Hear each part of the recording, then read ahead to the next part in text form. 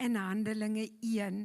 Kom ons lees saam uit Lukas 24 vers 50. En hy het hulle uitgelei tot by Betanië, en hy het sy hande opgehef en hulle geseën. En terwyl hy hulle seën, het hy van hulle geskei en is in die hemel opgeneem. En hulle het hom aanbid en na Jerusalem teruggegaan met groot blydskap. En hulle was gedurig in die tempel en het God geprys en gedank. Amen. En dan Handelinge 1. Kom ons lees daar vanaf vers 1 af. Die eerste verhaal, Theophilus, het ek opgestel oor alles wat Jesus begin doen en leer het, tot op die dag dat hy opgeneem is, nadat hy aan die apostels wat hy uitverkies het, deur die Heilige Gees bevele gegee het, aan wie hy ook na sy lyde hom lewend vertoon het deur baie kentekens, terwyl hy gedurende 40 dae aan hulle verskyn het en oor die dinge van die koninkryk van God gespreek het. En toe hy nog met hulle saam was, het hy hulle bevel gegee om nie van Jerusalem weg te gaan nie, maar om te wag op die belofte van die Vader, wat julle, het hy gesê, van my gehoor het. Want Johannes het julle wel met water gedoop, maar julle sal met die Heilige Gees gedoop word, nie lank na hierdie dae nie.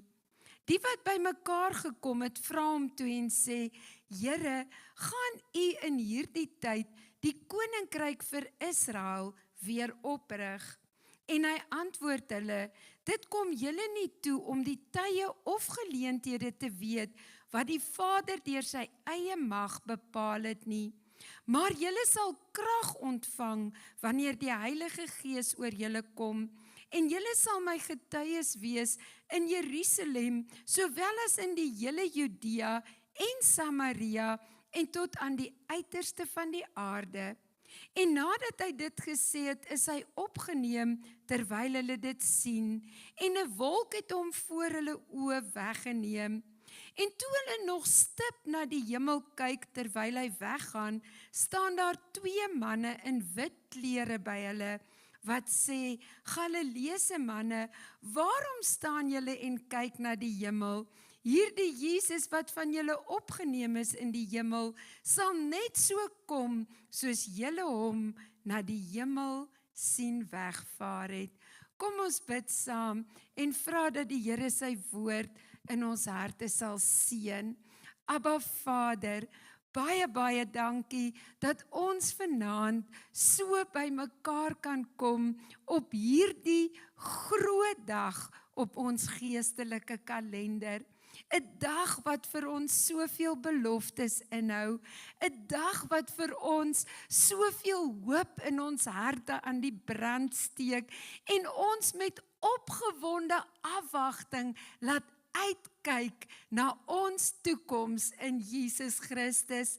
Abba Vader, want ons weet dat soos wat hy beloof het, sal daar 'n oomblik aanbreek in die volheid van tyd, wat die basuine in die hemel sal weer klink, en die hemel sal oopskeer, en ons gaan Jesus sien in sy krag, in sy majesteit, in sy soewereiniteit, in sy autoriteit, die koning van al die konings, die Here van die leerskare, aan wie gegee is alle mag in die hemel en op die aarde.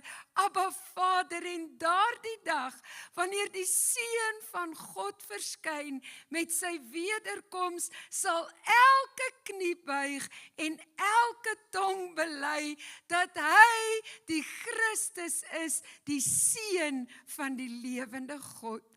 Vader, ons loof en prys U vanaand, dat ons nou reeds sy naam kan bely, dat ons nou reeds in aanbidding kan buig, omdat ons weet wie Jesus is.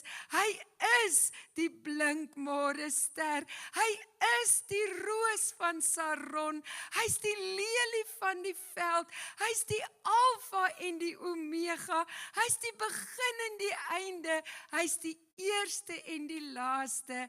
Hy is die liefling van ons siel.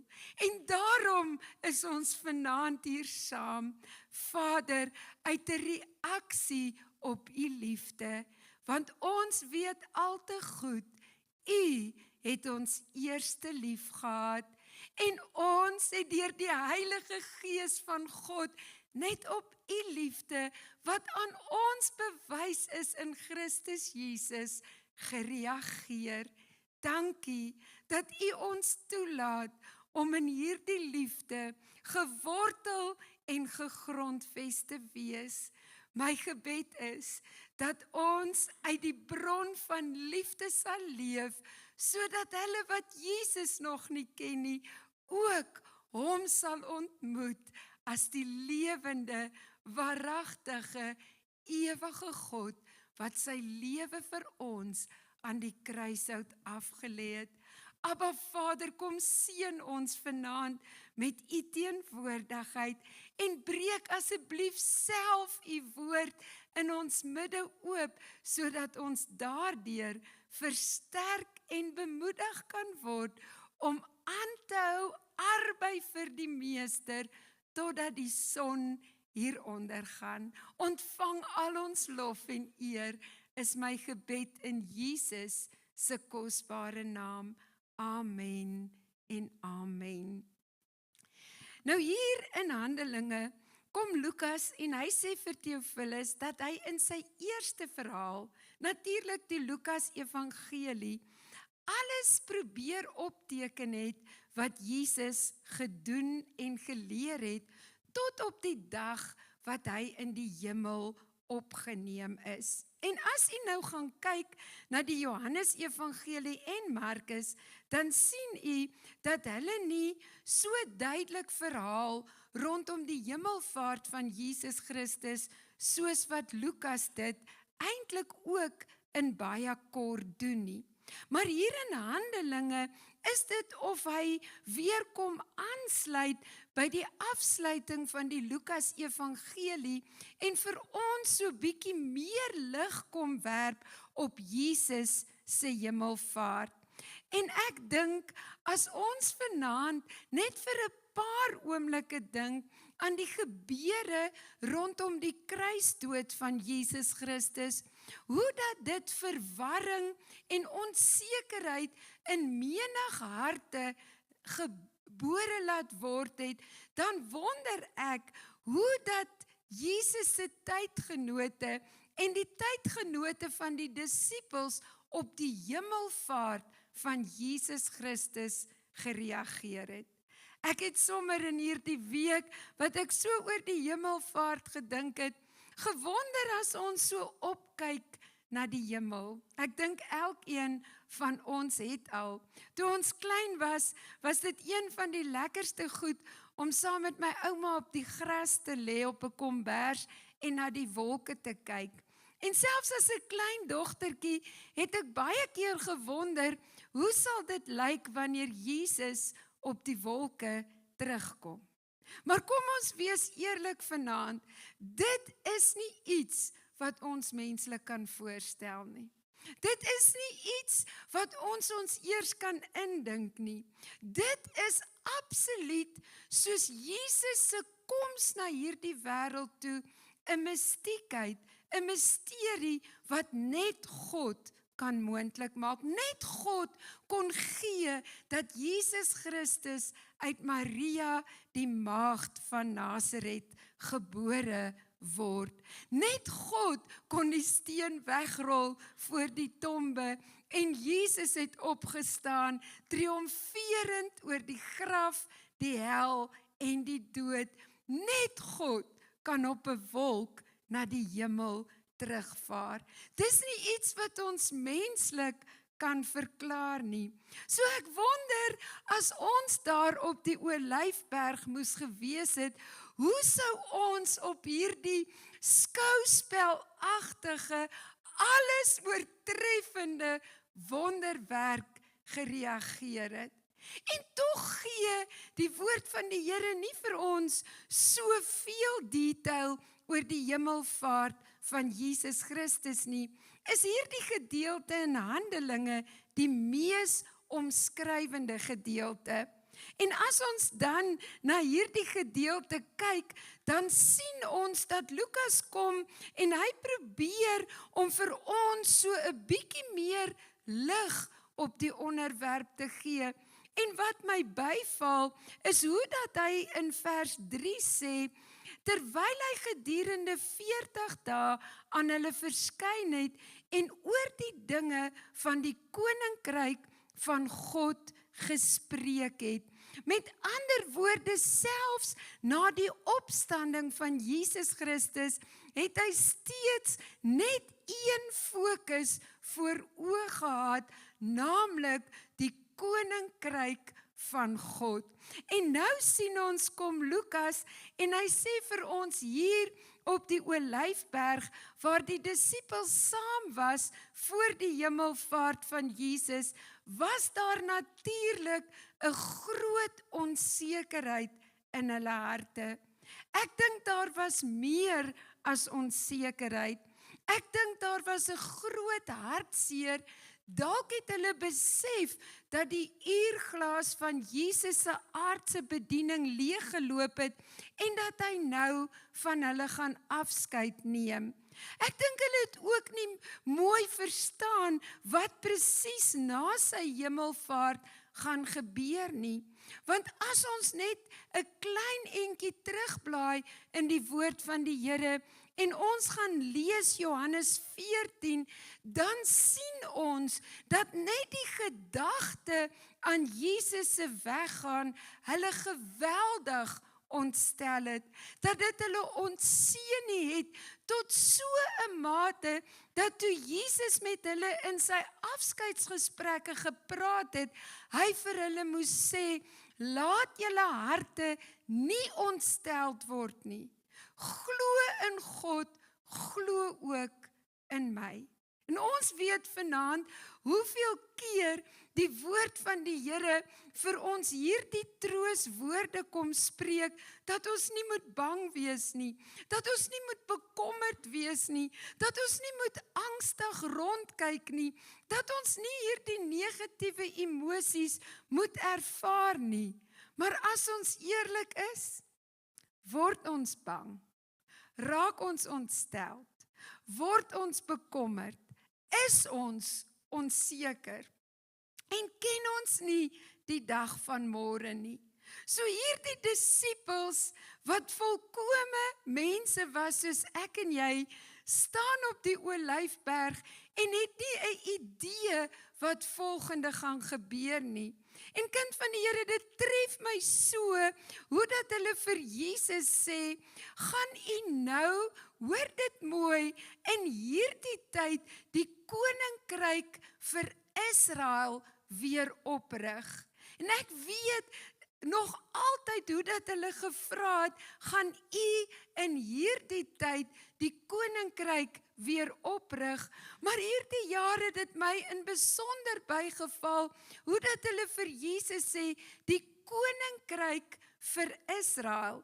Die tyd was altyd vir my die groot faktor in hierdie geleese vers, maar toe ek dit lees en dit vir my so uitspring, die koninkryk vir Israel, was dit vir my soos 'n boek wat oopgaan, wat so 'n weerspieëling van ons menslike reaksie is.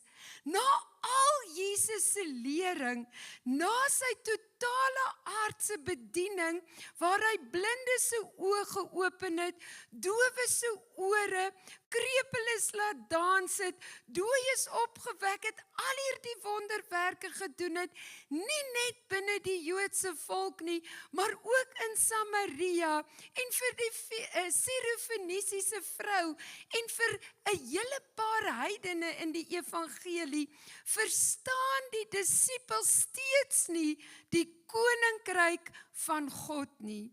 En is hulle vraag totaal selfgesentreerd. Gaan u die koninkryk vir Israel weer oprig.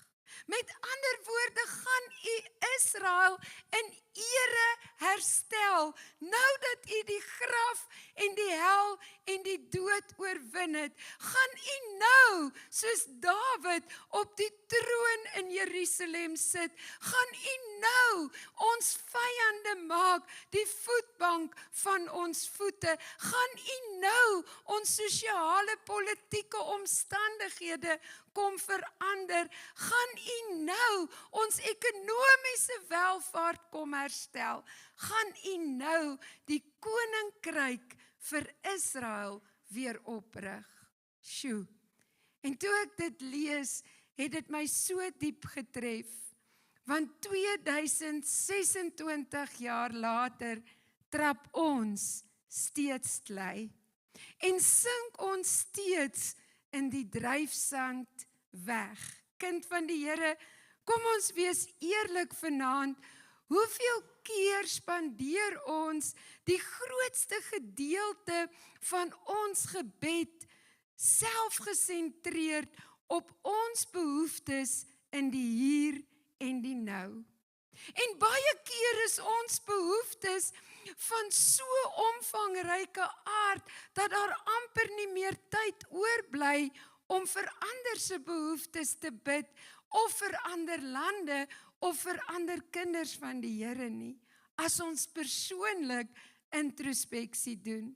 Kind van die Here, maar kom ons wees ook eerlik vanaand, hoeveel keer is ek en jy in situasies en in gesprekke wat mense steeds dieselfde vraag vra. Wanneer gaan u die regering van Suid-Afrika herstel? Wanneer gaan u toesien dat hierdie korrupsie en bedrog, hierdie politieke vuilspel tot 'n einde kom? Wanneer gaan u ons land polities en sosiaal en ekonomies herstel? Kind van God, hoeveel keer hoor ons dit? Wat weet ons dan van die koninkryk van die hemele? Wat verstaan ons dan van die werk wat Jesus Christus aan die kruis op Golgotha kom volbring het? Kind van God, die woord van die Here sê op soveel plekke vir ons pertinent en prompt uit, dat my en jou burgerskap is nie van hierdie wêreld nie, maar van die hemele, van waar ons verlosser verwag. Die woord sê, ons is reisigers op hierdie aarde, op pad na die land wat Jesus aan my en jou beloof het. Hoe kan ons dan selfgesentreerd fokus op die aardse koninkryke en dink dat die bloed van Jesus Christus gestort is vir sosiale en politieke verhoudinge? Kind van God, kom ons gaan verder en sien wat sê die woord van die Here. En toe antwoord Jesus hulle, dit kom julle nie toe om die tye of die geleenthede te weet wat die Vader deur sy eie mag bepaal het nie. Met ander woorde, Jesus sê vir hulle, presies wanneer die koninkryk van God vir ewig opgerig gaan word, kan hy nie nou en hier vir hulle sê nie. Dit kom ons ook nie toe om dit te verstaan nie.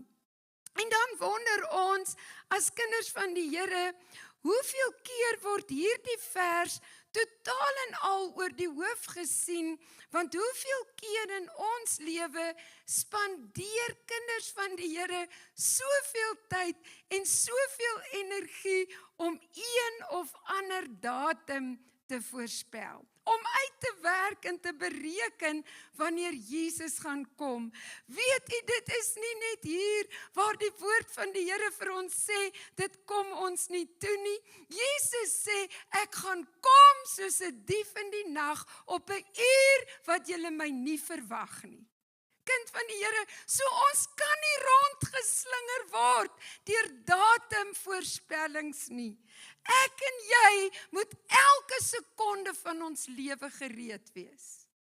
En wanneer die profete kom met bepaalde datums, dan kan ons op die woord van die Here staan en sê, dis nie 'n profesie nie, dis waarsêery, want die woord van God sê, dit kom julle nie toe nie, ek sal kom op 'n uur en 'n oomblik wat julle dit nie verwag nie, soos 'n dief in die nag.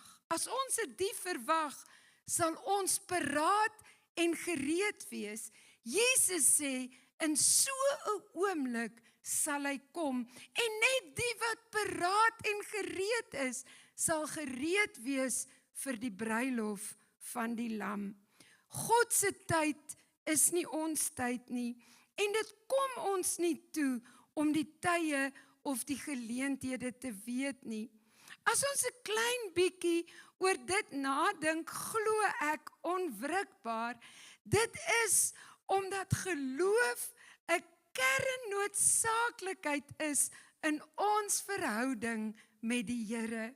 En hierdie waarheid dat dit ons nie toekom om die tye of die geleenthede te ken nie, nie eers in ons eie môres en ooremôres nie, vra van my en jou as kind van God om onverskrokke en blindelings op ons hemelse Vader, op Jesus Christus en die Heilige Gees te vertrou, om letterlik hom te vertrou soos iemand wat geblinddoek is en moet vashou om sy weg te vind. En dan sê Jesus vir hulle, maar julle sal krag ontvang wanneer die Heilige Gees oor julle kom, en julle sal my getuies wees in Jerusalem, sowel as in die hele Judea en Samaria en tot aan die uiterste van die aarde. En kind van die Here, wanneer ons dit vanaand lees, dan dink ek, selfs hierdie gedeelte in die woord van die Here, wil ons baie keer sommer haastig oorlees. Dit is kompleet asof ons wil hê, dat die blaaie tussen die hemelvaart van Jesus en die wederkoms van Jesus net spoorloos moet verdwyn. Want ons wil so graag, wanneer ons tot bekering gekom het, gereed wees om hemel toe te gaan. Maar ek het slegte nuus vir ons almal vanaand. Dit is nie hoe dit werk nie. God is nie 'n oplossing nie. God is nie 'n haastige God nie. As ons deur die woord van die Here gaan blaai, dan sien ons hoeveel jare gaan verby voordat God se volmaakte plan in mense se lewens in vervulling gaan. En die Here wil ook nie hê ek en jy moet die oomblik as ons tot bekering gekom het op 'n berg gaan sit en wag vir die wederkoms van Jesus Christus nie. Die evangelie van Matteus sê vir ons die volgende, dat Jesus, voordat hy in die hemel opgevaar het, aan sy disippels sê, gaan dan heen, maak disippels van al die nasies, doop hulle in die naam van die Vader en die Seun en die Heilige Gees en leer hulle om alles te onderhou wat ek julle beveel het. So Jesus sê, ons moet ons nie bekommer oor watter dag die wederkoms gaan plaasvind nie. Tot dan moet ons besig wees om disippels te maak van alle nasies, volke en tale. Kind van die Here, en ek weet nie van u nie, maar in praktyk ervaar ek dit, dat wanneer ons besig is die dae heeltemal te kort. Vir wie is die dae te kort? Elke dag. Elke dag is heeltemal te kort om alles gedoen te kry wat ons wil en moet doen. So wanneer ons besig is, dan versnel ons die tyd tot die wederkoms van Jesus Christus. vir onsself. Dis nie regtig dat dit korter word nie, maar as ons besig is met die opdrag wat Jesus Christus aan ons gegee het, dan gaan die tyd baie vinniger verbysnel. En mag dit so wees dat hy ons besig vind in die akker van die Allerhoogste God, besig om die oes in te samel en disippels te maak tot eer van sy naam en tot uitbreiding van sy koninkryk. Jesus sê, julle sal krag ontvang wanneer die Heilige Gees oor julle kom. Kind van die Here, as ons deur die Ou Testament blaai, dan sien ons so dikwels waar die Here diensknegte geroep het vir 'n baie spesifieke taak en 'n baie spesifieke opdrag, hoe dat hulle weggedeins het van God se roeping. Moses sê, ek hakkel. Gideon sê, ek is te gering. Jeremia sê, ek is te jonk. En so kan ons deur die woord van die Here blaai. Jona sê, net nie Ninive nie. En hoe hartseer dat ons vandag steeds sulke verskonings uitdink. Hoe hartseer dat ons vandag steeds allerhande verskonings uitdink om nie te sê, ja Here, hier is ek, stuur my nie.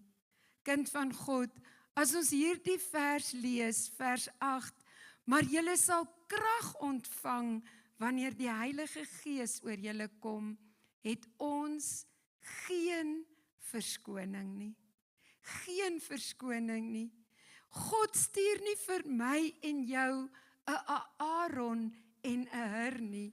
God self kom by ons bly deur sy Heilige Gees. God self kom woon in ons harte, sodat ons effektiewe diensknegte in die koninkryk van God kan wees. Gisteroggend tydens die Bybelstudie het iets my so diep getref terwyl ons gesels, en ek dink dit is so van toepassing op hierdie spesifieke waarheid dat die Gees van God by my en jou kom bly.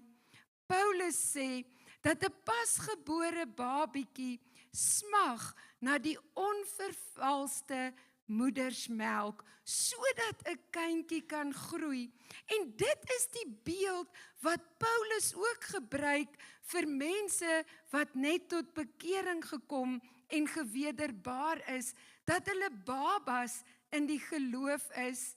En terwyl ek aan dit dink by die Bybelstudie, tref dit my so diep, dat wanneer 'n babietjie moedersmelk drink, dan neem daardie babietjie reeds verteerde voedsel in. Die mamma eet die kos, en dan verteer dit in haar spysverteringsstelsel, en die babietjie kry met ander woorde verteerde kos. Ons kan sê, dis nou nie wetenskaplik nie, maar sodat ons dit net beter kan verstaan, die babietjie kry eintlik tweedehandse kos, want dis kos wat reeds verteer is, omdat daardie klein babietjie nog nie ontwikkel het om vaste spyse in te neem nie, en totaal en al afhanklik is van die mamma om hom of haar te voed. As ons dan geestelik oor dit dink, kind van die Here, dan moet ons vanaand getuig op grond van die woord van die Here, dat bekering vind plaas deur die woord wat ons hoor, wat so saad in ons harte gaan land, dan ontkiem en wortel skiet, en dan deur die Heilige Gees nat gegooi word, reageer ons en sê, Here, ek is 'n verlore sondaar, en ek is afhanklik van die reddingskrag van Jesus Christus, die reiniging en die vergifnis in sy bloed, en dan word ons gewederbaar deur die Heilige Gees, en is ons babietjies. En kind van die Here, dit verduidelik ons opdrag so groot, dat Jesus sê, gaan maak disippels, doop hulle en leer hulle om alles te onderhou. Want wanneer ons babetjies in die geloof is ons afhanklik van verteerde geestelike voedsel. Met ander woorde, ons het geestelike leiers nodig om ons te onderrig in die woord van die Here, in die waarheid van God se woord. Geestelike leiers in die konteks, manne en vroue wat al 'n pad in die woord en deur die gees van God gestap het. Dit beteken nie dominees, priesters of pastore nie, kinders van die Here wat erns met God se woord bedoel en die skrifte goed ken om daardie babetjies te voed. Maar kind van die Here, as 'n kind net aanhou melk drink, sal hy nooit groei en sterk word nie. Daar kom 'n tyd en 'n plek in ons lewe wat ons self die mes in die vurk moet vashou om die styk wat God vir ons gegee het te sny. En dit is wat Jesus hier vir my en jou sê, dat ek en jy krag sal ontvang deur die Heilige Gees van God om onsself te onderlê in die waarheid van God se woord. Ons kan nie bly by die begin en altyd deur afhanklik wees van halfverteerde voedsel van medegelowiges nie. Koop self goud wat deur vuur gelouter is, olie om jou oë te salf, sodat jy kan groei in krag en in heerlikheid in die woord van die Here. En nadat Jesus vir hulle gesê het, ek sal julle ten volle toerus deur die Heilige Gees van God vir die dienswerk waartoe ek julle geroep het, is hy voor hulle oë in die hemel opgeneem. En terwyl hulle kyk, ek dink, dalk sou ek vir 'n week daar gestaan het en net gekyk en gekyk het. Want ons kan nie dink wat se alles oortreffende wonderwerk hier moes plaasvind toe Jesus in die hemel opgeneem is op 'n wolk nie. Ek dink hulle monde het oopgehang in verwondering en hulle moes hulle self knyp om te voel of dit wat nou gebeur 'n werklikheid is. Hulle was oorstelp van verbasing en verwondering.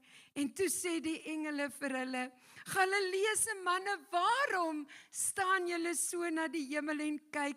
Weet julle dan nie dat hierdie Jesus wat vandag voor julle oë weggeneem is, net so gaan terugkeer soos wat julle hom na die hemel sien wegvaar het nie? En die woord van die Here sê, daarop het hulle omgedraai en van die berg af na Jerusalem gegaan. En ons ken die verhaal, hoe dat hulle daar, vers 14, almal het eendragtig volhard in gebed en smeking, saam met 'n aantal vroue en Maria, die moeder van Jesus, en sy broers.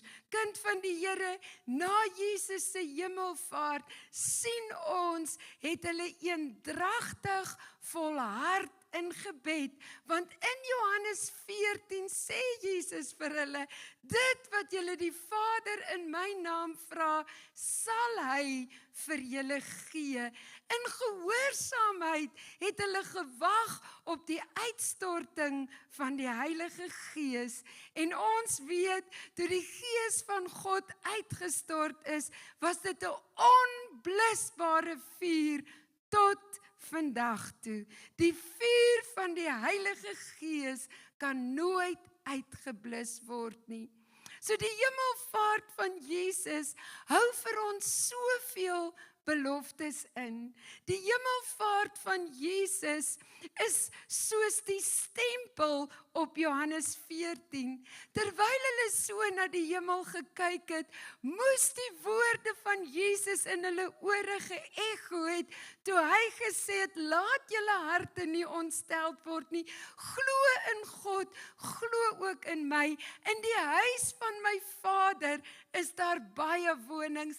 Ek gaan om vir julle plek te berei, en wanneer dit gereed is, kom ek weer om julle te kom haal, sodat julle ook kan wees waar ek is. Hulle moes dit op daardie oomblik heel hartig besef het, Jesus gaan om vir ons plek voor te berei.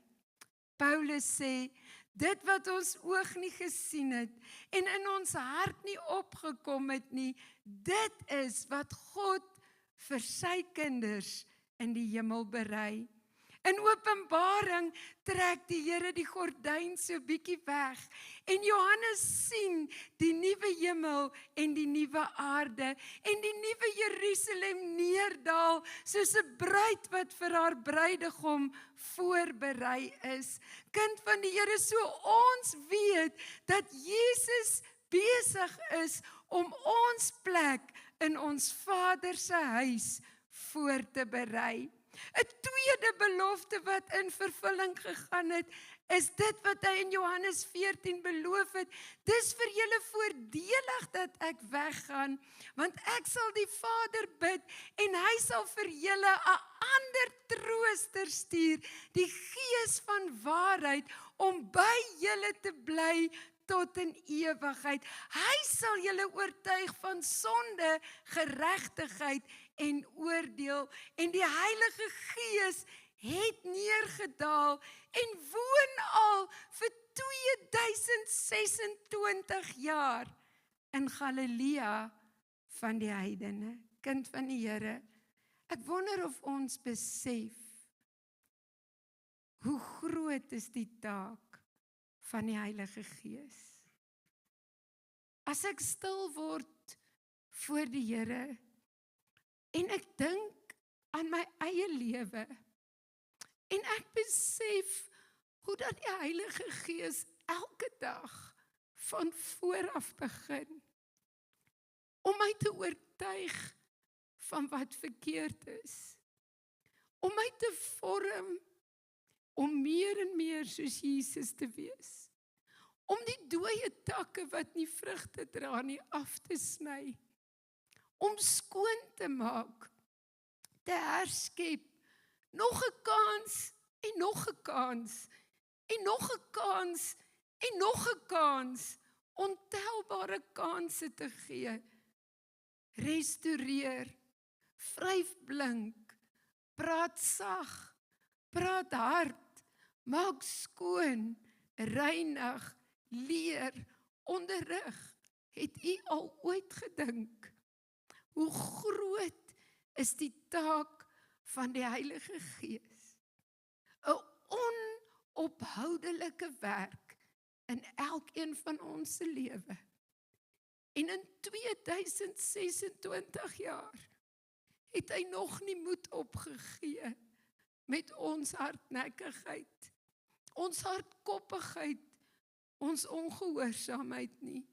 Elke oggend begin hy weer van vooraf. Klop hy aan ons hartsdeure, praat hy, soebat hy, smeek hy, sodat ek en jy meer en meer soos Jesus kan wees. Ek dink baie keer sien ons sy heilige teenwoordigheid ligtelik raak. Baie keer ignoreer ons sy stem en besef ons nie die waarde van God se Gees in ons lewe nie. Mag dit so wees dat ons dit nie as vanselfsprekend aanvaar nie, maar regtig sensitief wees vir sy stem en sy werk in ons lewe. Want God het die Gees van God gestuur om ons toe te rus vir dienswerk in sy koninkryk. En hy het gekom, as die Heilige Gees nie in ons lewe gewerk het nie, was nie een van ons vanaand weer gebore nie. Kon nie een van ons tot bekering gekom het nie. Ons is hier net as 'n reaksie op die roepstem van die Heilige Gees wat die liefde van God aan ons geopenbaar het en vir ons gewys het wie Jesus Christus is. En watter kosbare vervulling is dit nie in ons lewens nie. Jesus se woorde in Matteus, ek is by julle tot aan die volëinding van tyd, het gerealiseer in die uitstorting en die inwoning van die Heilige Gees.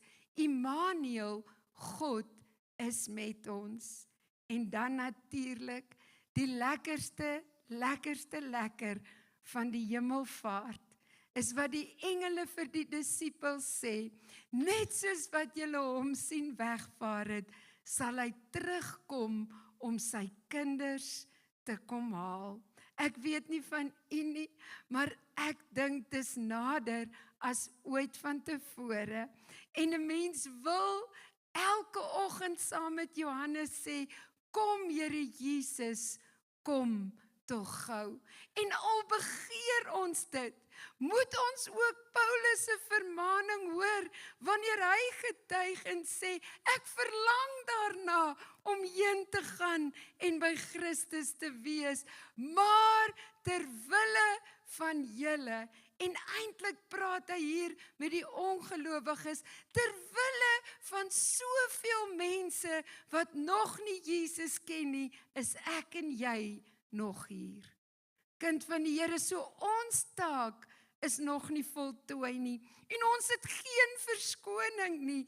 Ons is geroep om in die tyd tussen die hemelvaart en die wederkoms van Jesus Christus siele te wen vir die koninkryk van God. Want God se koninkryk is nie van hierdie wêreld nie, maar van die hemel, van waar ons verlossing verwag. En mag dit vir ons 'n aansporing en 'n bemoediging wees om hierdie wedloop met volharding te hardloop. Nie selfsugtig, net ter wille van ons eie redding en ons eie hiernamaals nie, nee, maar in gehoorsaamheid om siele vir die koning van die konings te wen. Die woord van die Here sê, hy gaan terugkom as die volheid van die heidene ingegaan het. Die woord van die Here sê, God het nie behaag in die dood van die onregverdige nie, maar daarin dat elke mens tot bekering kom en die ewige lewe beerwe. So ons het nog 'n oorweldigende groot taak, net hier in Jerusalem, as ons rondom ons kyk. Ons het geen verskoning nie. Die oes is ryp en die arbeiders is min. En mag ons regtig werk vir die koning, totdat die son hieronder gaan. Dan breek die heerlikheid, 'n hemelse, alles oortreffende heerlikheid aan. Maar nou is daar nog geen pensioen nie. Pensioen is nie 'n gedagte in God se koninkryk nie, dis 'n aardse gedagte. Want ons moet werk vir die Here totdat die son hieronder gaan. So niemand kan al aansoek doen om af te tree nie. Ons moet ons werk hier op die aarde vir die koning voltooi. Terwyl ons hoopvol en met groot verwagting uitkyk na daardie dag wat die bassein sal blaas en Jesus gaan kom om sy kinders te kom haal. O, watter wonderlike dag gaan dit wees. Ons gaan juig daar in die hemel. Ons gaan kroon die lam geslag. En sal dit daar nie heerlik wees nie, want die lam is altyd daar. Na die hemelvaart was hulle eendragtig saam in gebed vir die uitstorting van die Heilige Gees. Mag ons ook hierdie kosbare tyd, hierdie heilige tyd op ons geestelike kalender gebruik om van vanaand af regtig in ons gebedsverhouding te fokus op die stem van God se Gees in ons lewens. En mag ons bid dat hy in hierdie tyd weer soos 'n rukwind sal beweeg om mense te wederbaar en tot bekering te bring. Kom ons bid saam. Abba Vader, ja, as ons so stil word voor U, kan ons nie anders as om saam met Paulus uit te roep, o diepte van die rykdom en die kennis van God. Hoe ondeurgrondelik is U werke en onnaspeurlik is U weë. Want wie was U raadsman gewees of wie het eers iets aan U gegee, dat dit hom vergelde moes word? Nee, uit U, deur U, tot U is alle dinge.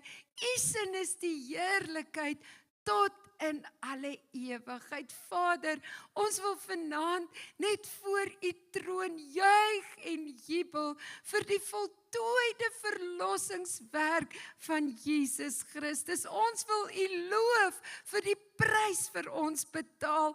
Ons wil juig oor ons straf uitgedien is. Ons wil U aanbid, omdat ons deur U Gees meer as oorwinnaars is, deur Jesus wat ons die krag gee. Ons dank U dat U ons nie wees agtergelaat het nie, maar dat U Gees by ons woon.